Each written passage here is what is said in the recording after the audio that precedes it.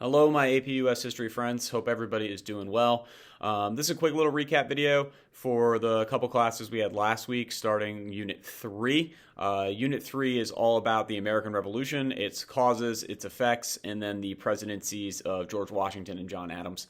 Going into things that we did, things that we should remember from Unit 1 and 2 that are significantly important, things like the Enlightenment, the idea of questioning government and creating your own self-government is definitely big with like rationalism. We can see that in like Bacon's Rebellion and Hutchinson. That's definitely a thing to carry over. Again, Enlightenment is like a star, really important thing. Other important notes from previous units is that the U.S. or the colonies at this point are definitely feeling more independent. There's not a lot of direct rule from the British Crown at this point, not a lot of enforcement of laws, no enforcement of like the Navigation Act specifically, which allows for American smuggling to develop. The colonists are also defending themselves from the Native Americans. They don't really need the British Army. So they're definitely seeing themselves as more independent and having that independent mindset.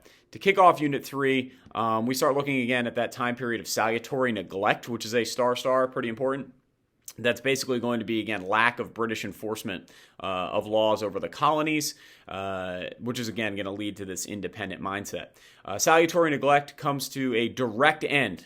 This is a direct cause because of the 7 Years' War or the French and Indian War. Basically, historic wars between the French and the British were commonplace, but now it's spilling over into honestly the first global war. We have fighting North America, South America, Europe, Asia, and Africa here in the 7 Years' War. But anywho, the British are victorious in the 7 Years' War.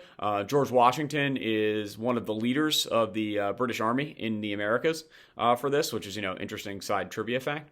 But anywho, the French are kicked off the North American continent in order to pay for this war because the British are now in debt.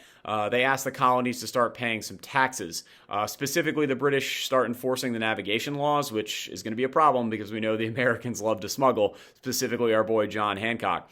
But anyways, they start enforcing laws which ends salutary neglect. They also put into place specific laws that are going to continue to enforce mercantilism, which is, again, a star, pretty important.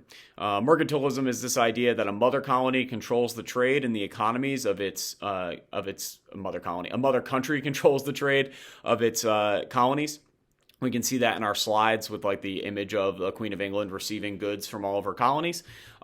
This is really going to annoy the colonists because as much as the American Revolution is a war about political representation and about changing in thinking with like the Enlightenment, it's also definitely an economic war. Caused by, the enforcement of mercantilism, taxes as we see. So if you wanted to make an argument that the American Revolution is about economics, you could totally make that. Some specific taxes that we should be aware of, the Stamp Act, which is going to be a tax on paper. We said that's quite stupid because pretty much only intelligent people at that point were intelligent. People that could read and write, not intelligent. People that had been taught to read and write. Plenty of people were intelligent, but they hadn't been taught for various reasons. Basically taxing that is going to, change the narrative on the British quite significantly because you're also taxing like newspapers who control the flow of information. Other things as well are like the Stamp Act and the Quartering Act, which is going to allow British soldiers to live in colonist homes at their expense.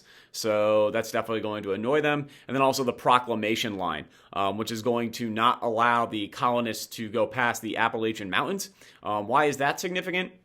One, because the British are trying to limit conflicts with the Native Americans for sure, but also it's going to limit the colonists from being in the fur trade, which the British definitely want control of, especially now that the French are gone. Another star exclamation point. All of this is going to lead to an idea of no taxation without representation. How important is it? It's so important. It's the name of my fantasy football team. Basically, the colonists, the taxes aren't that significant on the colonists, but the idea that they are being taxed without having a say in it, even a few representatives in Parliament in London, is going to be very anti-Enlightenment. And obviously, we're in an independent revolution sort of mindset now. So that's going to annoy them quite significantly. We see groups like the Sons of Liberty and the Daughters of Liberty, each of those getting a star, rising up. The Sons of Liberty are going to be the one that do the Boston Tea Party, and the Daughters of Liberty are going to affect the war economically, or the relationship economically, by making homespun goods. This is really where women come into play in the American Revolution. They impact the war economically by creating American-made goods, so they don't have to trade with England. Furthermore, we looked at the Boston Massacre. We did a whole deep dive into perspectives with our buddy John Adams, who, not going to have a great presidency, but is critically important to American Revolution, especially establishing our relationship with France eventually. But anyways, the Boston Massacre and Boston Tea Party, those are both going to lead to the intolerable acts or the coercive acts, which is really going to impact Boston significantly, closing Boston Harbor.